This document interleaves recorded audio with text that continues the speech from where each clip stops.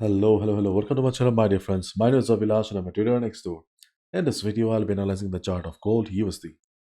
So if you're watching my videos for the first time, you can subscribe to my channel for regular market analysis. So let's get started.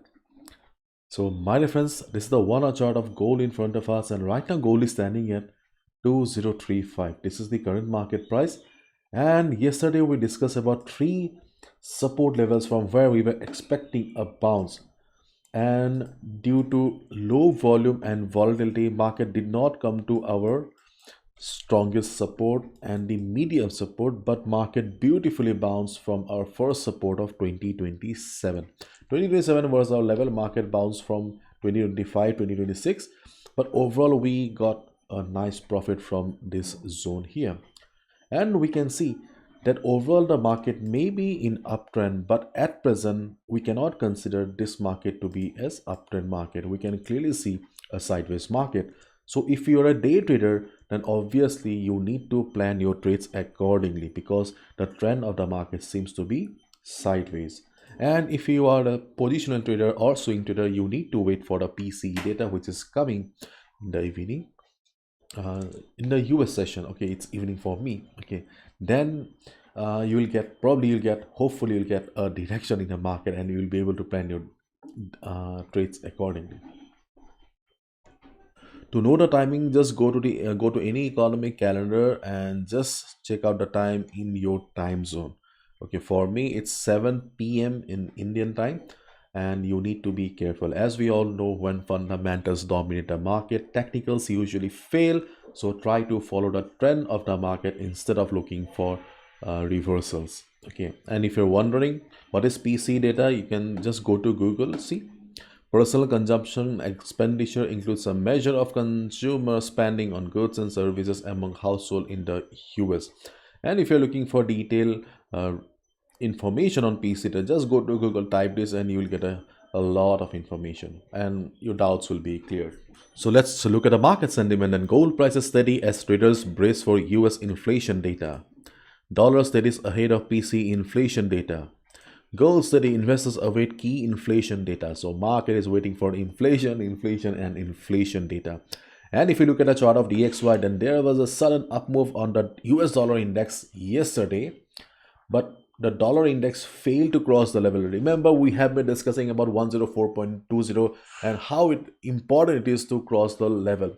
But sadly, market failed to cross the level, and ultimately market came back inside the range. So nothing much to discuss about DXY. The range is still the same, 104.20 on the upside and 103.40 on the downside. If DXY really needs to continue the upside, it will have to cross this level. Then only it will be a continuation of the trend reversal.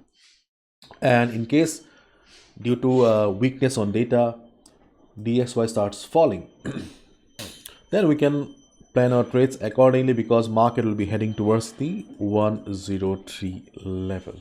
Okay, now let's discuss about the chart of gold then. So if you look at the chart of gold carefully, then we can see that overall the levels that we have been discussing are still there in the market. They have not changed at all, and the number of trading opportunities are also very limited before the uh, event or before the news. So if you're looking for reliable trading opportunities, then I don't think so that you will get any before the news.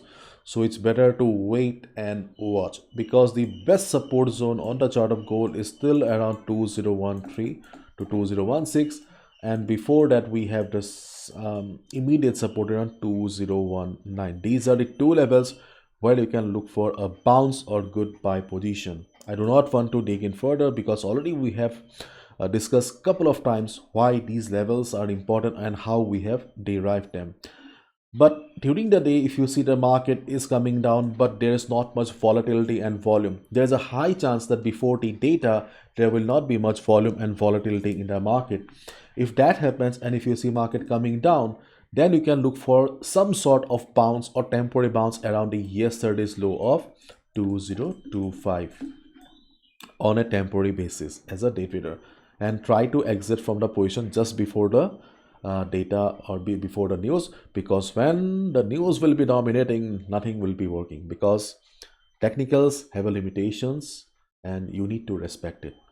And if gold surprises everyone with sudden upside, okay, after news also, I don't think so gold will be breaking 2062 level, because 2062 or 2065, 2062 to 2065 is the strongest resistance, or we have the strongest sellers present around this area.